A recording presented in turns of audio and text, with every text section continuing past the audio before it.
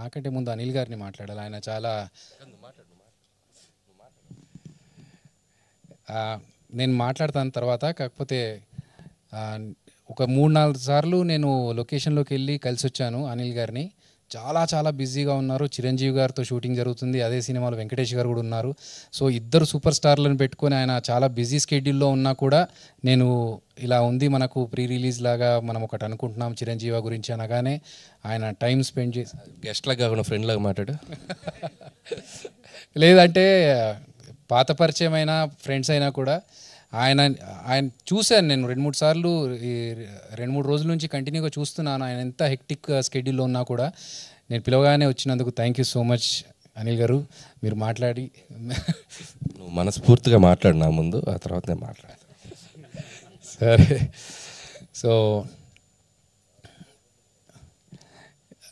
నేను 23 సంవత్సరాల నుంచి ఇండస్ట్రీలో ఉన్నాను. సినిమా యాక్టర్గా స్టార్ట్ చేసి చాలా చాలా చేసుకుంటూ ఫైనల్గా ఒక 10-12 సంవత్సరాల నుంచి డైరెక్షన్ చేయాలనే ఒక తాపత్రయము, తపన, ఇవన్నిటికీ ఎన్నో ట్రయల్స్ చేసి స్ట్రగుల్స్ చేసిన తర్వాత శ్రావణి గారు నాకు ఒక సపోర్ట్ ఇచ్చి, నేను ఒక కాన్సెప్ట్ చెప్పగానే, అంటే 2-3 కాన్సెప్ట్స్ అంతకుముందు డిస్కస్ చేసుకున్నా కూడా ఇంకా బెటర్గా ఎంటర్టైనింగ్గా ఉన్న కాన్సెప్ట్ ఏదైనా కావాలన్నప్పుడు చిరంజీవి గురించి శ్రావణి గారికి డిస్కస్ చేయడం జరిగింది. ఆవిడ చాలా పాజిటివ్గా స్పందించి ఈ ప్రాజెక్ట్ని ముందుకు తీసుకెళ్లారు. అండ్ అలాగే శ్రీనివాస్ గారు, ఆయన ఆహా తరఫు నుంచి మా ప్రాజెక్ట్ని సూపర్వైజ్ చేస్తున్నా కూడా more than anything he has become a good friend.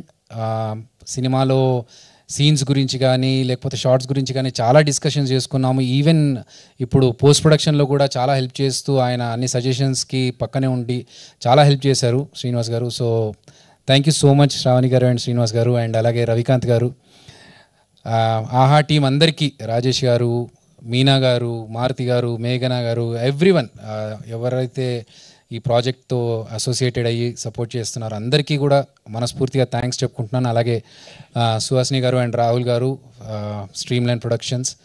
ఈ సినిమా కోసం చాలా కష్టపడ్డాము. అవన్నీ ఇప్పుడు చెప్పుకుంటూ పోతే చాలా టైం తీసుకుంటుంది.